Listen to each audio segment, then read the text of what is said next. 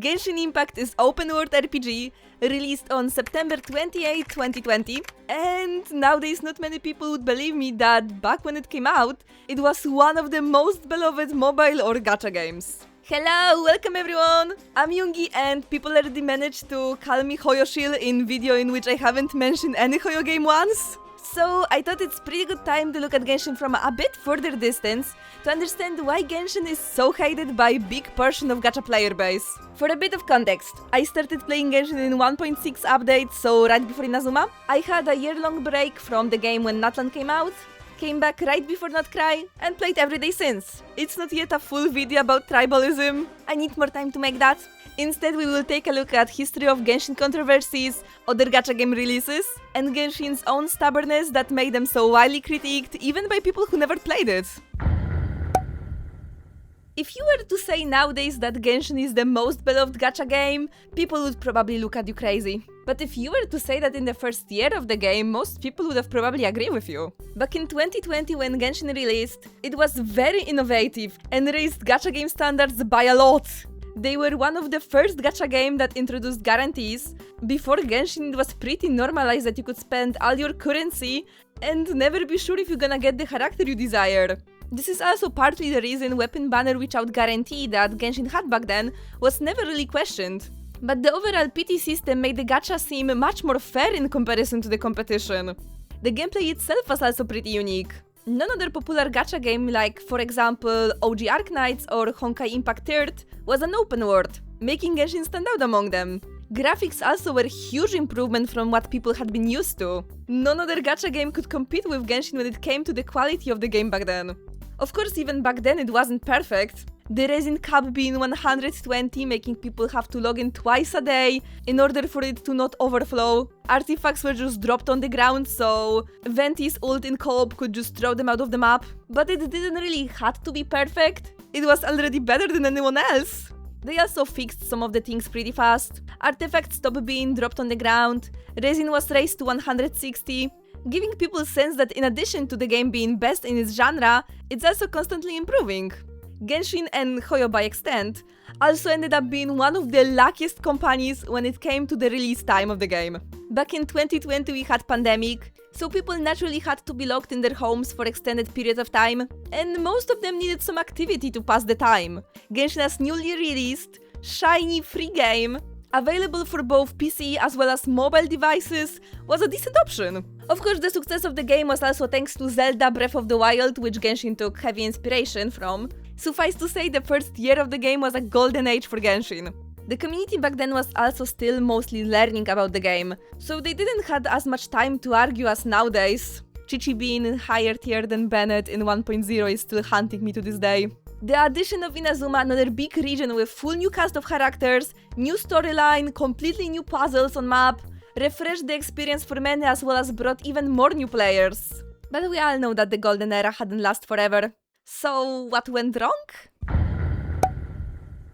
To this day, one of the biggest events that shaped how Hoyo is seen by the community itself. They have fallen into one of the 7 sins. Greed. I really wanted to make that reference somehow. Anniversary for games is always pretty big of an event. It's a thank you to the players for still playing and supporting the game. So what have we gotten after 1 year of Genshin? After its big success? 10 pulls. That's it. No 5-star selector, no constellations for existing units, no nothing.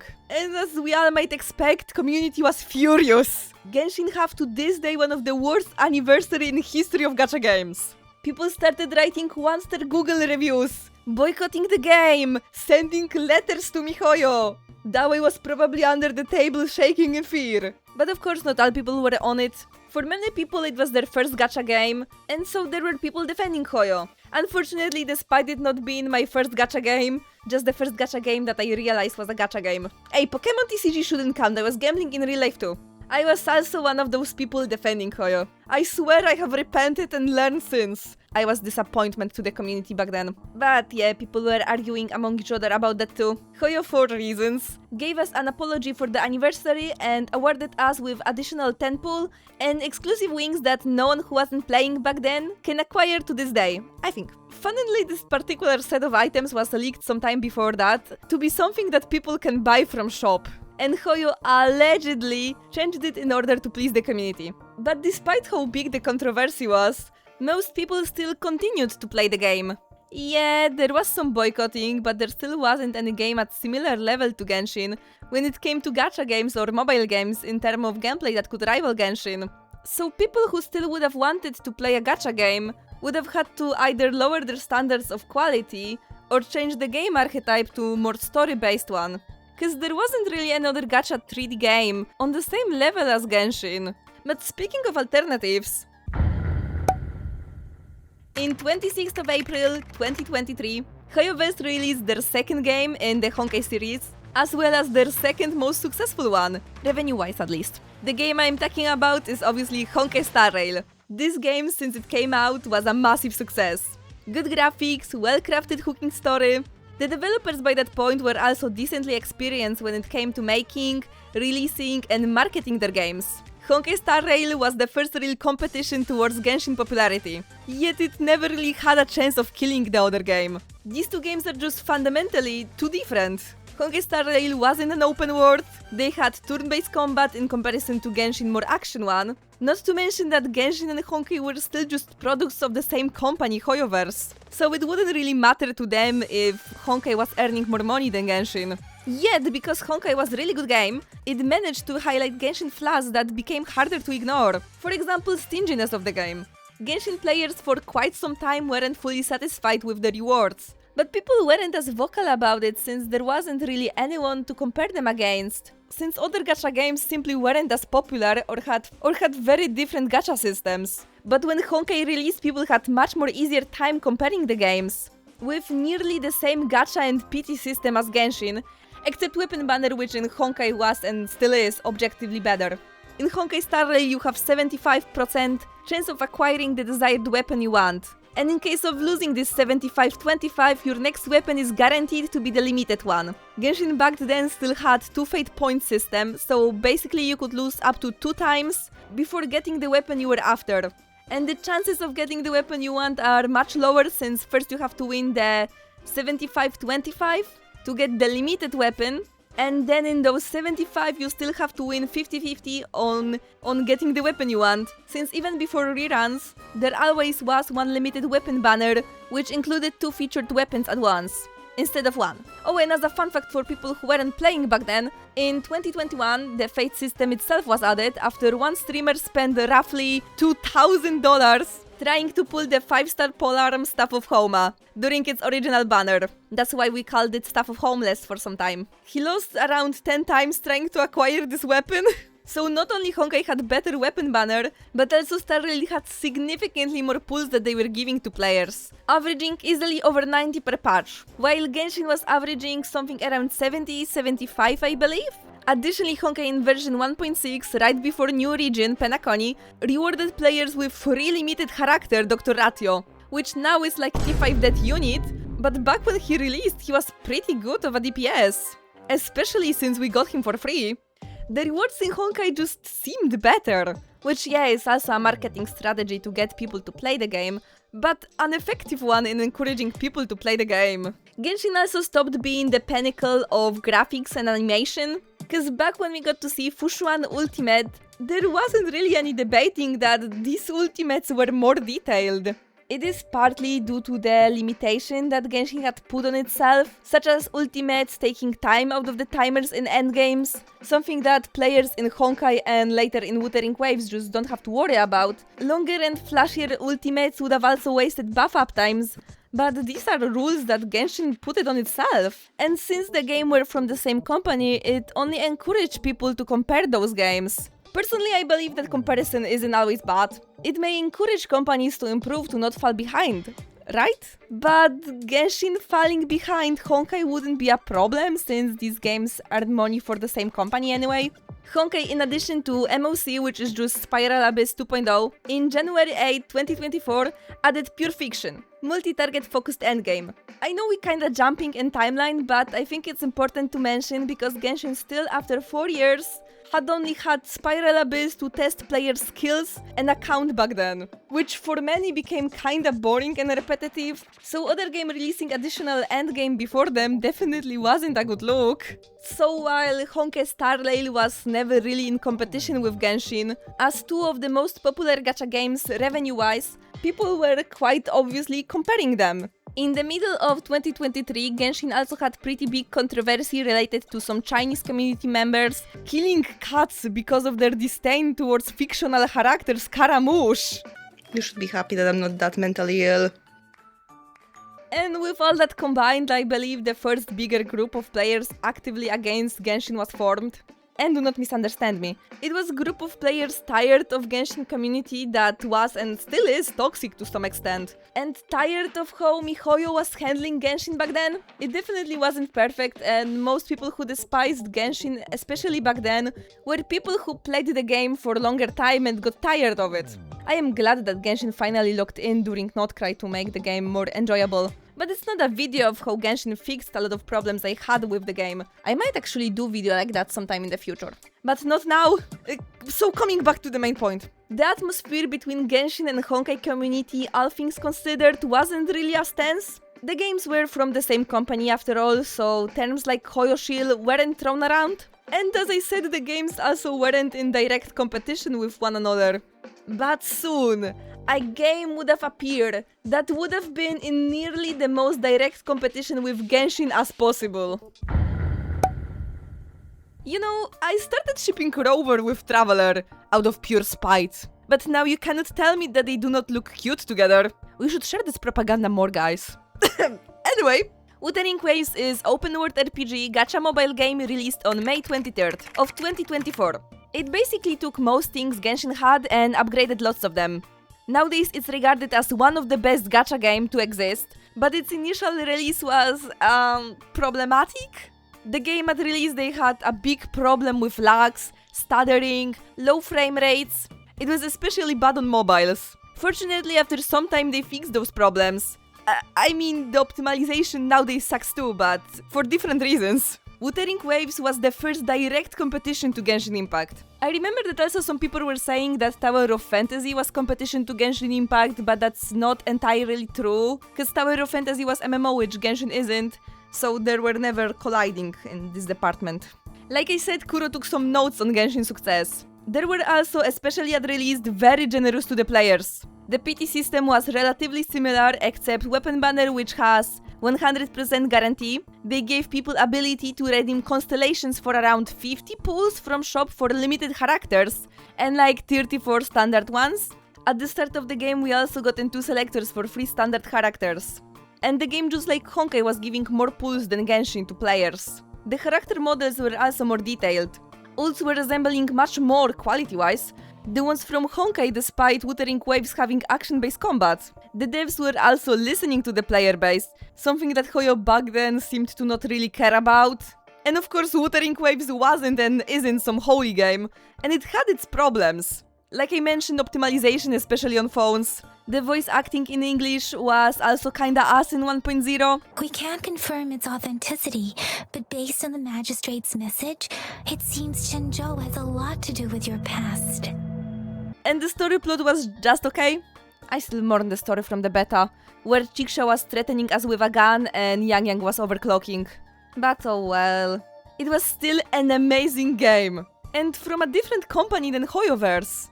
So a lot of players who were tired of Genshin development choices finally had a game where they could feel their voices mattered.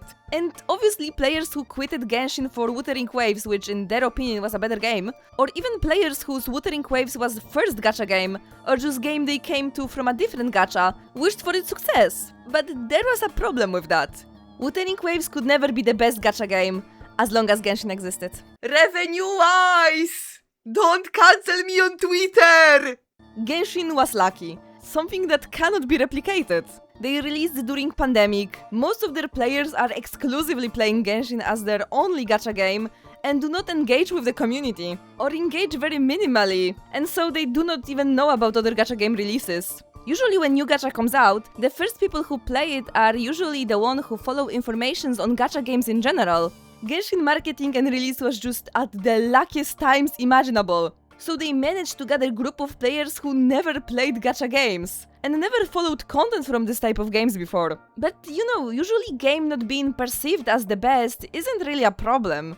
So why are people so obsessed with the revenue, Twitch trackers to prove which game is better? Because gacha games are parasocial. And for those who don't know what that means, a parasocial relationship is one-sided, psychological bond where a person feels a deep sense of connection, intimacy, or friendship with a media figure, celebrity, influencer, or a fictional character who doesn't know they exist. The force of parental bond with a character, the waifu dancing just for you, the husbando caring about your well-being. They all make you care about the game and characters on a personal level, which in itself isn't really all that bad if you're aware of it.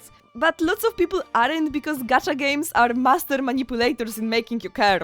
And that's why a lot of Wuthering Waves players despise Genshin, just for making more money while in their eyes being a worse game. And of course it went both ways. Genshin community is also defensive about their game, and a lot of people disliked Wuthering Waves just for being successful. If you were to ask me, I think competition is always good for growth of any game. If developers feel like they could start losing players, they will start caring more. In Genshin case, for example, Notcray was a huge step up in upgrading the models, adding unique interactions with environment and repairing the story. But there is one region that I'm yet to mention. I wish I could not, but it's unfortunately important part of the full story.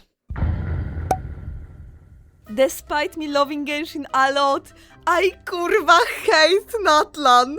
And I feel like a lot of people share my opinion on that. The story felt quite lacking, especially when it comes to characterization. Their relationships with each other, except few exceptions, like Mavika with Shilonen, Citlali with Ororon, Aha with Kakuku, felt bland and underdeveloped. For example, every single character has the same attitude towards Mavika, respect and admiration, except Shilonen, who just don't want to do her tasks. Everyone likes Mulani. Aha is trying to annoy everyone and is being ignored by everyone, except for Kakuku, who rage baits him. Comparing this cast of characters to, for example, Fontaine One, where the relationships between characters were far more complex, is night and day difference. Think about Navia, for example. She and Chlorinde were childhood friends. Chlorinde later killed Navia's father in a duel, yet she do not despise her. Understandably, she had a lot of trouble accepting what had happened, and it took some time to repair their relationship. Even in that one example, we can see a relationship being developed far more, but her relationship with Chlorinde is unique to them. Something that was really underwhelming in Natlan.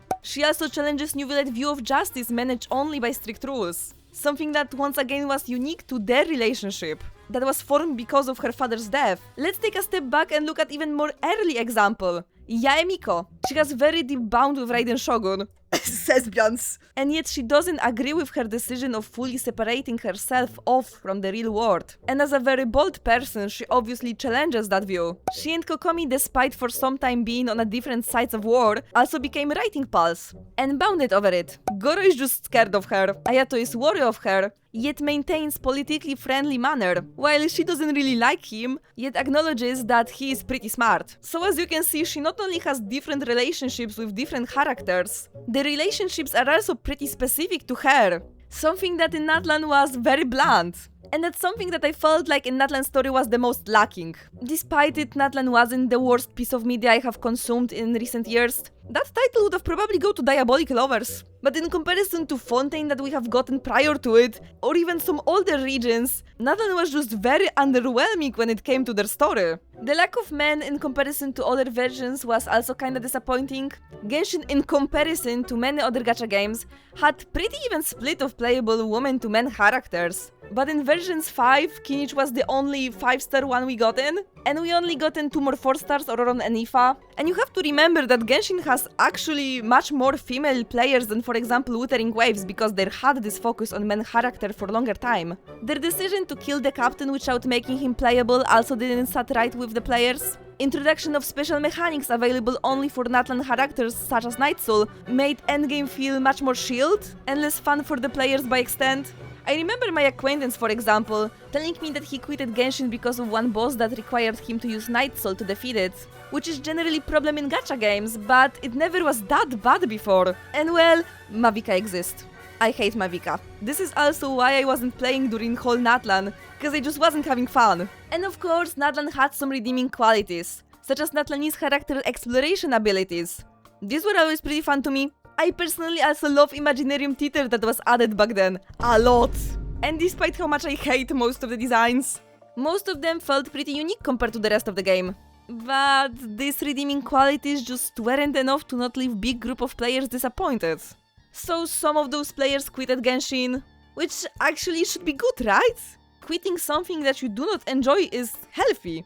And I do believe that. Also, it sended Hoyo warning signs that they need to improve, because players won't stay permanently if the game doesn't evolve. Well, there was a bit of a problem with that, unfortunately.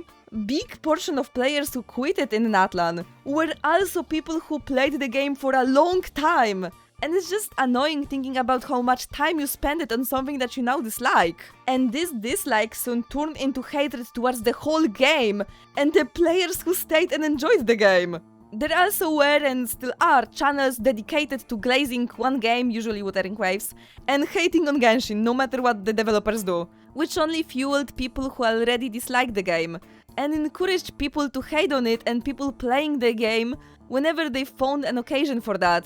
While making this video, I was debating if not to show you two channels who encourage this behavior, but then wouldn't I be also encouraging hate towards those people? In the end, I decided to not do it because it's pretty petty behavior, so you just have to take my word for it. But these channels also brought people who hate on Genshin without ever playing it and without judging it by themselves, which made the conversation with them pretty impossible, cause this type of people only talk from other people's experience. Natlan was also one of the biggest rises of people who dislike the game, and are unsatisfied with nearly every single Hoyo decision, yet continue to play the game because of how much time they put in it. And if someone who is this type of player is listening to this video, I can tell you with almost full certainty that if you're unsatisfied with nearly everything up to 7.0, you probably won't ever enjoy this game. Genshin had better, had worse moments. Currently we are in one of the best states this game has ever been. And that doesn't mean you have to like what the game is now, but if you still dislike it, then I think it's really better for your own mental to focus on other games or just something different than game you anyway dislike. My cat just meowed at me to give him food. Genshin Impact is currently one of the, if not the most, infamous gacha game, which is insane knowing how it started out. A lot of the fault have the Genshin developers for that, who refused to evolve and adapt the game for modern expectations from players for quite some time. But currently Genshin is in one of the best places it has ever been. They have finally upgraded the models. Not Crazy Story was argumentably the best story they have ever written, and finally added custom animations to dialogues for better presentation of the story itself. But the perception of players who quitted during Natlan or before that is and probably will be bad, which in on itself isn't a problem. Everyone is entitled to have their own opinions after all. The problem starts when critique becomes blind hate and people start throwing words like Hoyoshil, Kurobot, Hot-Dog, shit-filled content creator. Like they mean anything except being slurs to insult people playing certain games. Tribalism should never be a personality trait, especially since it's good that any gacha game exists. If Genshin hadn't existed, games like Honkai Star Rail, Wuthering Waves, Mungiel Star Dive, and many others just wouldn't exist, or at least wouldn't have been what they are today. And without those games, especially Wuthering Waves, Genshin wouldn't have the need to improve in order to keep the players. Comparison can be good, but it's a shame that nowadays it's mostly used as a way to bring some games down while glazing others. But yeah, video about tribalism and how it's destroying the gacha community and games will be done some other time. Today I only wanted to focus on Genshin. And I know I didn't mention every single drama that happened, like for example the recent Candy Books one, but I don't really think it changed how Genshin was perceived, so yeah, I didn't brought them up. So guys, if you don't want to miss the video about tribalism or any other of my videos, consider subscribing to my channel,